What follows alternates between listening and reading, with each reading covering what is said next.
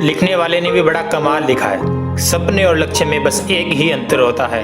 सपनों के लिए बिना मेहनत की नींद चाहिए और लक्ष्य के लिए बिना नींद की मेहनत चाहिए। अगर आपको अपने लक्ष्य पूरे करने हैं तो आपको जागना ही पड़ेगा। बिना मेहनत किए कुछ भी हासिल नहीं हो सकता। Hi guys, welcome to motivation. ये कहानी भी कुछ ऐसी ही है। अपनी लाइफ में कोई भी काम छोटा या बड़ा नहीं होता, बस देर होती है उस काम को पूरे लगन से करने की। ये कहानी एक शिल्पकार की है। वह पहाड़ों से बड़े बड़े पत्थर तोड़कर लाता और उसे आकार देकर मूर्तियां बनाता। इस काम में मेहनत ज्यादा और आमदनी कम थी। दिन भर धूप पसीने में वह काम करता और पत्थर तोड़ता। यह काम उसके पूर्वज भी किया करते थे। एक दिन शिल्पकार काम कर रहा था और उसने सोचा कि यह छोटा मोटा काम करने से क्या फायदा है। ठीक से 2 वक्त की रोटी भी नसीब नहीं होती। अगर मैं बड़ा आदमी बन जाऊं तो काम ज्यादा नहीं करना पड़ेगा और बैठकर आराम से मौज करूंगा। एक रोज वह एक ऐसे नेता को देखता है जिसके आगे पीछे बहुत भीड़ रहती है। उसको प्रणाम करने के लिए सैकड़ों लोग रहते हैं। शिल्पकार ने ठान ली कि वह नेता बनेगा। कुछ दिनों बाद वह एक नेता बन गया। नेता बनने के बाद एक दिन वह एक रैली कर रहा था। धूप काफी तेज थी। धूप की गर्मी वह सहन नहीं कर पाया और बेहोश हो गया। होश आने पे उसने पाया कि वह अपने बिस्तर पे लेटा हुआ। वह लेटे लेटे सोच रहा था कि सबसे ताकतवर तो सूर्य है, नेता से भी ताकतवर सूर्य है। अब मुझे सूर्य बनना है।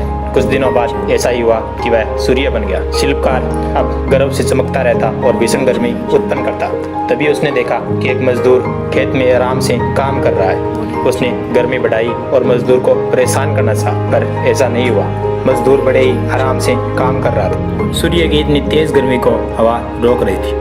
तब शिल्पकार ने विचार किया कि हवा बनकर मैं शक्तिशाली बन जाऊं। कुछ दिनों बाद वह हवा बन गया। हवा बनकर वह इतराता चिल्लाता इधर उधर घूमने लगा। अचानक उसके सामने एक विकराल पर्वत आ गया जिसके पार वह नहीं जा सकता। वह सोचने लगा कि सबसे ताकतवर पर्वत है। हवा भी उस विशालकाय पर्वत के आगे नहीं जा पा रही थी। अब उसने विचार किया कि क्यों न मैं पर्वत बन जाऊं, और वह पर्वत बन गया। अब उसे अपने आकार व अपने शक्तिशाली होने का घमंड होने लगा।